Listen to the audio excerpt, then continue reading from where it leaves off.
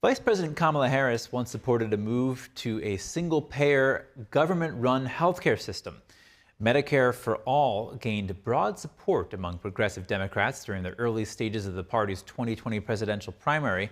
Harris's team recently said she no longer backs the plan, although she has not addressed the question herself. With the national debt hitting $35 trillion and still growing, what would happen if the government paid for health care for everyone in the U.S., including illegal immigrants? And what funding problems is Medicare facing now? For analysis, we spoke with Vance, Ginn, former chief economist at the Office of Management and Budget at the White House. Well, it'd be a substantial cost. We're already expected to have about $20 trillion in new debt over the next decade, according to the Congressional Budget Office. Medicare for All, which is nationalized health care for everyone across the United States, would be about $42 trillion. And just those that are Amnesty of the 11 to 12.5 million illegal immigrants who they estimate are across the United States could be an additional $2 trillion to add them in. This is a massive amount of money that would have high and large economic repercussions. And talk about that. What would those economic repercussions be?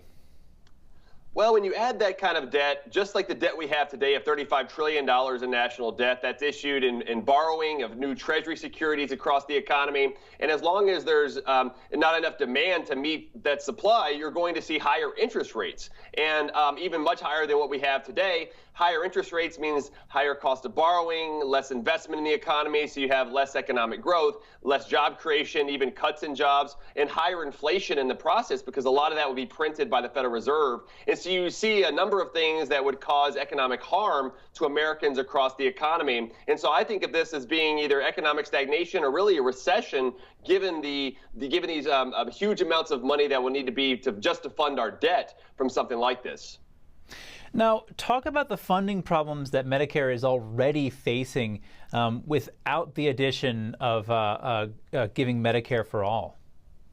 Well, Medicare today is a pay-as-you-go system, meaning that payroll taxes that workers pay today fund retirees' benefits or payments to them currently for health care expenditures. And in that pay-as-you-go system, years ago when it was created in 1965, was about a 4-to-1 ratio, 4 payees to every 1 beneficiary. Now it's closer to 2 workers for only 1 beneficiary. And so that sort of dynamic has changed the funding flow. So the net present value, there's a large amount of unfunded liabilities to where now the trustees of the Medicare system from the government, right, they consider this to be insolvent by 2036. So in about 12 years, there would not be enough funds in the Medicare fund in order to pay out current beneficiaries or expected benefits that it would come out. And so this is a huge cost, not only today, but for the future.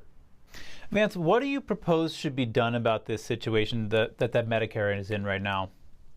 Well, you know, Medicare, since it is a pay-as-you-go system, it would be better if we had something that better connects doctors and patients instead of having a third-party payer system like we do with Medicare. What I would like to see is health savings accounts for those that are currently on Medicare, so that way they can go and get the doctors and services that they want compared to the negotiated rates that are usually lower than the private market rates for doctors and for hospitals and others. And that would help to alleviate a lot of the issues of going on in the third-party payer system that we have in our healthcare system. At the same time, you know, I think we do need more immigrants over time. That does help pay for some of these systems that you get more people legally to be paying into the system. And immigrants do provide a lot of economic benefits, especially younger, higher skilled immigrants. And so I think a combination of having a reform, what I would consider a market-based visa system that allows for market forces to work, that we would not be in the situation today with a humanitarian crisis along the border had we had that system in place, along with a more market-based healthcare system, including health savings accounts. And collectively, this would lower the cost of healthcare. It would allow for there to be more economic growth and prosperity, and that would allow to let people prosper more across the economy. All right, Vance, Ginn, thank you so much for your time. Thank you.